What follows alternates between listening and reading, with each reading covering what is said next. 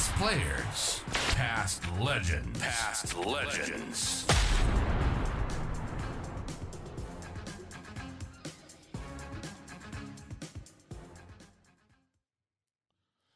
Today we greatly appreciate having the time of Bryan Beinke on board. Now, Binks played 107 games for Port, 169 goals, three-time premiership player between 93 and 2003, 38 games for the Crows, 42 goals, so 145 games overall. Coaching at South Warrnambool, Port, Nord, we will cover all of that. Also, either in the fitness game or the company side of things, we will cover that as well. Binks, welcome aboard. Thanks, guys. You're going to jog my memory, that's for sure. Well, see how we go. I enjoy doing that, Binks. We're going to start back a fair way, mate. So pretty prepared for the memory to be jogged. But where did you start your juniors, mate? Where did you ply your trade? Yeah, so I grew up in Port Augusta. I spent the first 15 years of my life up there and played for South Augusta Footy Club. Played up there until year 10, came down to a couple of years of boarding school in Adelaide and pretty much been down ever since. Where'd you board at, Binks? Sorry? Where did you board at? What school, Binks? St. Peter's College. So I was there for 2 years. That's right. You're a Hackney High boy. That's right. Yes. And yep. So obviously your time out in the country footy there, you're aligned with Port Adelaide. I mean, we're going to get to that a little bit in a minute, but was that sort of how that sort of eventuated? Yeah, absolutely. I was a massive Bays fan growing up, to be honest. All I wanted to do was play for Glenelg as a kid, but Port were our zone, and they were starting to. There was murmurs and strong rumours that they were going to change the zones over to North Adelaide, which they ended up doing anyway. I was pretty keen to play for Port rather than North, so I signed up pretty quick. Fair enough. And your junior local club there, do you want to give them a little bit of a shout out? Yeah, they're an awesome club. Still keep in regular contact with them and get up when I can, not as much as I'd like to. I've produced a few AFL players as well. So myself, who else we got? Connor Rosie. Oh, he goes all right. Yeah, I'd take that. Right. Yeah. Yes. And who else? I'm missing one. There's another one in there somewhere. Right. But yeah, that had a lot of success in recent time. The last 2 years haven't been as quite as good, but they I think it was 5 premierships they won in a row just recently. So they've been a very successful club, but very good family club. And was that a case of your junior days? You then got brought down to Adelaide to play back in my day, and I'm sure Malcolm said the Sandboy Cup or the under 18s championships and stuff like that. Is that how that sort of got you towards the city a little bit more? Yeah, pretty much. Mum always wanted me to head down to the city and for education as well as for for sport and that sort of stuff. But I was fortunate enough to make all the rep sides on the way through the Sapsaza and the Sandboy Cup and then the Teal Cup stuff. So I got myself noticed through that pathway, and then a few things sort of came together and got involved with Port, and then had the opportunity to go to St. Peter's as a boarder. See, ironic, I've only worked that out now, Binks. I probably umpired you back in the Sandboy Cup. I'm looking back at the times there, so it would have cracked back then, which is a bit ironic. So, yeah. Yeah, I love those days. That Sandboy Cup carnival was a ripper. It's a strong memory for me. We were aligned. It was an interesting country zone because there was Port Augusta, but then Whyalla and some of those places in between were with the Eagles. That's right. And then you go over to the EP, and all the EP was all Port. So to connect with a lot of those boys and some of those guys that still my friends today. So that was I've got awesome memories of those days. Okay, so junior career at Port then, Binks. Yep. Go through a look that. So under 15s would have been Sandboy Cup. So under 17s. Yes, under 15s was the first time I played for Port, and I also played a couple of under 17s games that year, just coming down from the country on the weekend a couple of times in the school holidays, I think it was. And then with school commitments, they I had to play for the college most weeks. So under 17s, I think I played 3 or 4 games in each of the years. And I think from memory, I played 1 under 19s game. And then school was finished, and then I went straight into seniors after that. Yeah, it is. You forget back then the college commitments and there was no way in the world. And they try and link things over a bit more now and play play the odd round of 17 Yep. During the week and try and open it up so the college guys do play more now than what they used to. Yeah. Yep. So, Yep. There was also, when I first came down, I'll be honest, I was pretty homesick. I was always pretty keen to get back to the country. So at weekends and holidays, I like to go back home rather than be down playing. Yep. You stole my thunder a little bit there. I was going to ask, how did it all go about boarding for the first time away from home? But it sounds like you missed it. Yeah, well, it must have been hard for my parents, but particularly my mum. I can remember the first term coming down to school, and I was always a homesick kid. I don't know why I'm such an independent bloke now, but I can remember calling her quite regularly to tell her to come and pick me up. And what have you done?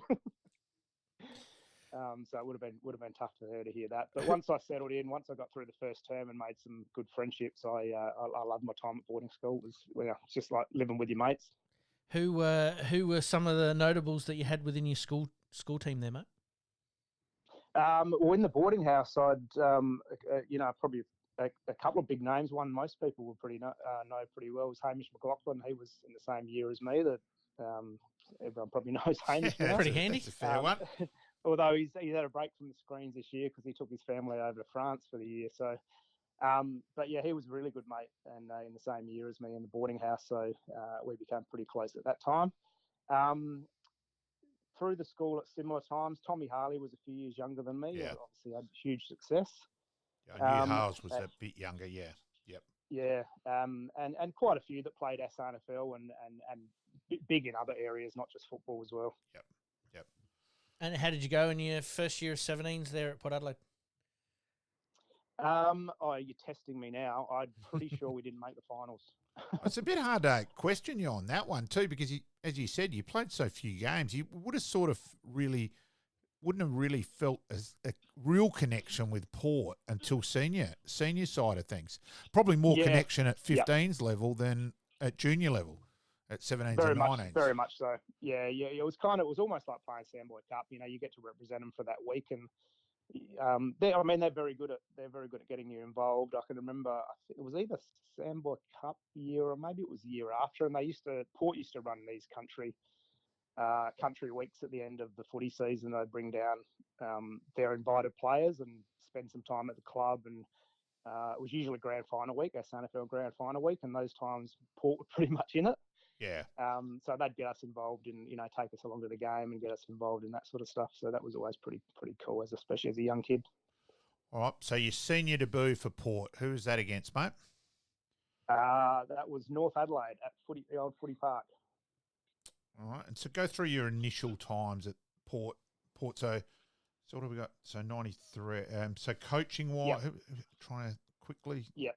Go through that side of things, mate. Yeah, I'll give you the rundown. So school was 91, 92. That's when I played 17s, and then 93 was my first year of seniors. John Cale was coaching. Yeah, I was going to say it was still Cale. Yep. Remember my first session very well down at the Snake Pit, which anyone in Adelaide will know pretty well.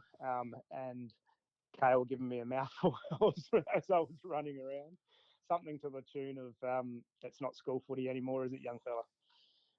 So just those things that just stay entrenched in you. I was a nervous kid, especially in football, because I really grew up, idolising, as not that anyone else does, but really had these guys on a pedestal. And to train with Stephen Williams and Scott Hodges and those sort of guys was pretty nerve-wracking to start with and quite intimidating. But quite quickly, you step up to the demands and go from there. So Jack Cale 93 through till 98, halfway through 98 is when he stepped away. Is that right? Yep. Yeah. And where did Geelong fit in the equation there, Binks? Because you were drafted by Geelong. Yep. So this is you guys would know this very well, but most people I speak to these days, especially anyone younger than me, doesn't recall these times, but they were drafted out of school, so at the end of year 12 to Geelong. Yeah, that's what I was back working then when out. The lists were 52. That's right. Back in those days, so it was pretty common for a few, especially SNFL boys or Waffle boys, to not go over initially, and they'd still keep you on the list. and so that was pretty common. So I think there was 3 or 4 of us in the SNFL that were on Geelong's list that were still playing SNFL at that time. Yep. And my take was, at the end of that year, so I was on the list for a year, and they invited me over for the pre-season, and also that if I didn't come over, I would they'd cut me off because they were dropping it back to 42, but they wanted me to come over as the 42 on the 42. Yep. I made the decision. Hindsight's a wonderful thing, but I made the decision that I just started my uni. The base salary at that stage was $7,500. Very different times. So I thought it was smarter. Just a tad. Wow. Yeah, I thought it was smarter to stay here and make sure my uni was under control. And also, I'd played a few games as a 17-year-old in the seniors, so I thought I was tracking pretty well. So maybe it was a bit of blind faith or arrogance to think I could continue that form, and then someone else would pick me up. I still think it's a pretty mature decision, though, Binks. Like to decide, no, I'm not going to put all my eggs in basket in footy at that salary and that side of things, and no university study. I actually think you're being pretty mature in your thoughts there. Well, yeah, that's you start to analyse these things in all different ways, don't you? Yeah. You said, well, hindsight's a wonderful thing, and no one knew easy. where the game was going to go money wise, and all that sort of stuff. I think so. I mean, with the same conditions, I'd probably make the same decision. I think. Yeah. What were you obviously knowing that Jack Cale was a legendary coach? You got to play under him. What are your memories of, apart from him giving you a bit of a mouthful there in pre-season? What are your memories of Jack just being around the club and how he got the best out of everybody that played at Port Adelaide? Yeah, I've given it a fair bit of thought because I went into coaching after I played, and so you then go. Your natural thing is to go, okay, what the coaches I had, what were their good points? What did they do well? What did they maybe not do so well? And so Jack's record's phenomenal, but I think he was just approachable as a start. So he always made you feel confident, made you feel welcome. I remember my first game just being nervous as hell, and he came up to me and just said, this is what you were born to do. It was just little things like that made a huge difference. So just on a personal level, really powerful.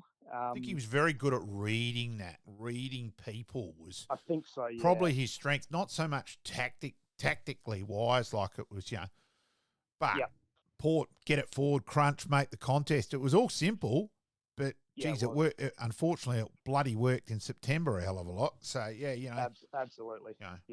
His ability to sell, as Timmy G says, to sell it so that he's selling it to you that you're better than Johnny Platt in the crunch. And Tim said, well, you think of it realistically, of course you're not, but the ability to sell it and have that player believing, like an Adrian Setre is playing reserves 2 weeks beforehand and coming in and performing in a league final because he could sell bullshit better than anyone, was probably the way of putting it. Yeah, he was brilliant at it. You're right. He's a great salesman. He's a brilliant salesman. That's one of the things we joke about, and I'm sure probably this has been said before, and it's not a downer on Jack, but I think it's a compliment. He's a car salesman. Yeah, exactly. He's a car salesman, and he's very good at it. And I think that's a compliment for him, and that he was able to get players to play above their ability. Like as a Nords, we'd look through Nord and go, geez, we're better than Port. Look at this side on paper. We're convincingly better. It's not close, but come the crunch, Port kept winning. Games are not played on paper. No, That's exactly. the thing. Bloody oath. That's right. Yeah. I think as a coach, I think it's your number one role to instill confidence in your players. To be honest, I think it goes a long way. Like you'll see everything that we're speaking about. You'll see confident players beat talented players. Yeah. You won't always see it the other way around. So a talented player without confidence is usually not much good. So you played in the '96 Premiership side, winning the Most Improved award as well. Yep. How was that year? In the build up to that grand final. Nerve-wracking. I had a lot of problems. So I missed most of 94 and 95 with osteitis pubis. Yes, that's what I thought. The osteitis. And continual hamstrings the next year. So 96 was what would you say? It was an exciting year to be back playing, but it was draining because I wasn't confident with my hamstrings, so I used to have to spend an hour and a half warming up before every game, going down the local park and doing some jog throughs and some stretches and all that sort of carry on. So all that sort of side of things was pretty demanding. I also, George Fiarchi, who was coming to the end of his career at the time, he was having a few injuries as well. So I was playing back pocket. So if George was playing, I'd be on the tools. So I'd be on the resting ruckman. Yep. If George wasn't playing, I'd be on the smalls, the quick bloke. So Right. it was pretty stressful going into games because they're pretty different roles. Yeah. But yeah, an awesome season. We were pretty lucky to get in the grand final with the game against Norwood when. Yes. Yeah. Hodges goal, yes. Won't talk to Norwood supporters about No, that. I may have been in hospital at that time, Binks, and I was actually reasonably crook. Pete's heard this before. Yes. And Hodges kicked the goal. A radio came off second best at the Burnside Hospital and may have had a nurse run into the room. And when I said, football is that all? And yeah, my reply, I certainly wasn't going to win the Patient of the Month award at Burnside Binks after he kicked that goal. The radio never bloody worked again either, so yeah. Yes. Well, in the background here, we've got playing, obviously, the 96 grand final. I went through and like to add these little graphics and videos to it, and I couldn't do 99, mate, for you. Sorry, I couldn't do it. Oh, I could have. Yeah. No, but 96 was obviously a very good year. And your first premiership at Port Adelaide, that's, something that you'll remember forever. Yeah, it's probably the best feeling I've had in footy, to be honest. And it felt like hard yakka. We played every week of finals. The 4 weeks felt like they went for 12 weeks. But yeah, we got through. I remember that last quarter against Norwood where I was standing Sam Smart, who's a good foot taller than me. Yep. And was a mate of mine and was one. Yeah, I was going to say, you would have gone through school about the same time and all that side of things. Yep. It was PAC. I went to Teal Cup with him, but yeah, thankfully it didn't come down there too much because he probably could have plucked one pretty easily on me, I think. And so go through then at the end of the year, not being chosen in Port's initial AFL squad. That had to be a disappointment, Binks. Yeah, it did. It felt like a knife in the heart in some ways. I was definitely holding out, and for that, with hindsight and some wisdom, you look back and I probably don't blame anyone for not picking me, especially with my injury profile the last couple of years. As harsh as that is, but it's just the truth. I mean, but yeah, I would have loved to have been a part of it for sure. Yeah. So then you spent 97 at North Melbourne, basically, too. Yeah. That would have been a bit different. How did that come about? Yeah. Yeah. So I remember the time well. I think it was the first year the rookie system came in, so I went over there as a rookie. So I didn't really know much about how this worked. I was working at a furniture place in my uni holidays and got a phone call saying that I'd been rookie drafted by them and that I needed to get over there in 2 days. Pretty much. Wow. I didn't refuse to go, but said, well, I need to sort out some stuff with uni and all that sort of stuff, so I need to be over there in a week. They didn't really like that. It was Jeff Walsh who probably went on to be the general manager of Collingwood. I think he did after that. Yep, certainly. Yeah, we had a few interesting words when I first got there. Yeah, those guys, they can't understand, hang on, someone's actually got another life and they've got to actually organise university side of things. And yeah, I certainly know with Hales, Freddie, the great man, the greatest man in Fred Chock-a-Block, helped Hales out dramatically with managing to get the study side of it sorted out and a couple of letters he wrote and all that. And people don't realise what happens behind the scenes in that side of things. Does that sort of play into a little bit what's happened these days with the mid-season draft, is that players do have to get themselves sorted out, and this is why it hasn't been as successful as they thought it would be? Or could be? Are you asking me? Yeah, go Banks. Yeah. I mean, I'm kind of only guessing. I don't have as much hands-on knowledge with that, but yeah, I would imagine so. It's tricky because, a lot of those guys are at that stage now where they might have already been on a list before. They may, coming into 22, 23, 24, got to make some serious decision on where their life's heading. So, it can really sort of, as much as you, and I'm probably going to fast forward a little bit here, but when the Crows picked me up, I'd basically written off playing AFL, and it was kind of, It sounds really weird, but I'd almost turn that off and had my hopes set up on different aspects of life. It's kind of Yeah. like, oh, geez, here we go again. Yeah. So I think there's a lot of that. I mean, some guys just keep the door open for a long part of time, but the way life is, you kind of need to put some other things in place, don't you? Oh, very much so. And it's a fine line. Like, there was a couple of the Nord guys this year where we thought we were losing them in the mid-season draft. And Yeah. one player had contact from 5 clubs. So we thought he was a Yeah. certainty and just Yeah. couldn't believe it when he wasn't picked. So, yeah, it's, again, It's quite incredible. a cruel system for the SAL Yeah. club. Yeah, oh, yeah. Well, we could That's- talk about that's that a whole, for hours. That's a whole yeah. nother topic. Yeah, Yes, yes. How did your season go with North Melbourne there? Obviously, you get over there a little bit later than what they would have liked. Did Yeah, you so sort of pretty fit much into the I missed- system? Yeah, I missed most of pre-season. I think the practice games were just starting when I got over there, and I hadn't been exposed to AFL level before. So, I mean, it was great, such a great club to go to. I mean, you had, Wayne Carey and, Glenn Archer and yeah. Anthony Stevens. So I don't want to. I had to Yeah. have a gap between those two names. John Longmire. I mean, that team was phenomenal. Yeah. So just to be around that and experience that sort of environment, the way those guys went about it was awesome, and it just showed me the level that you need to get to. And I was playing fullback at the time. I went over as a fullback, which was crazy in hindsight. But playing they went after, because they'd won the '96 flag, so they went after a lot of youth with their drafting, and so most of the kids that drafted were all 17, 18. So we had a reserves team full of 17, 18-year-olds, some pretty good names. Cam Mooney and Brent Harvey and some of those sort of guys. But playing full back in a young team we were getting beaten by 10, 15 goals most weeks at the start of the year was pretty tough going as a fullback. At least the ball was down your end, Binks. Yeah. Exactly right. Yeah. And so then back to Port. Yeah. Was it a case of coming home and getting back into the groove of things with Port Adelaide?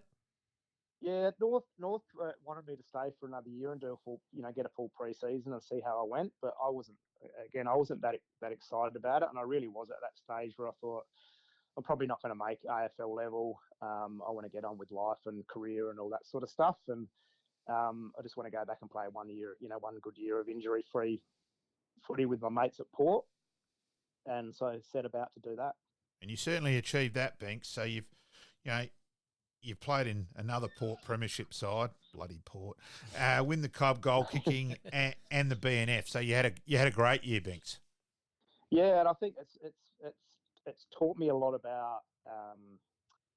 I'm probably quite I don't know, would you say a cerebral person? I don't know what the right word is for it, but sometimes I think you're a deep thinker, Binks. Yeah, get caught up in some of the layers. Sometimes it's good for you, sometimes it's not so good for you. And with hindsight, looking back on that year, that just release the pressure and play for all the right reasons. Just wanting to play with your mates and play with a club that you'd grown up around and had some love for was you just play much better footy when you do that. Was it a case of you got the experience with North Melbourne and it sort of set you on the right path that when you came back to Adelaide, you were like, let's go, let's play? Yeah. I'd built a lot of self-belief, and the idea it's almost like you had a chance to recreate your identity as a person and as a footballer. Like going to a new club and interstate where you don't know anyone, you can almost create this new persona around yourself. And I really built a lot of confidence about that and was able to bring that back. Yeah. It was only 12 months, but had a really profound effect on me. And then to come back and think, well, I can actually jump back in at a much higher level than what I left. And you performed in the crunch. Grand final, let's face it, that was a game which could have gone easy either way. I think you kicked one which just scraped through, and there was one from Juice Burton which may have gone through and was given a point. So it really was a fine line, that game as well. Yeah, it was. I mean, I wasn't happy. I had a really good final series. I didn't have a great start to that game. I dropped a couple early, and but it was one of those games. Even though I'm not someone that ever watches footy back, but I did see the last quarter a few years ago somewhere, and I actually didn't realise how seesawing it was. I just always thought we were going to win it. I think when you talk about self-belief and that sort of thing, and maybe it was naive.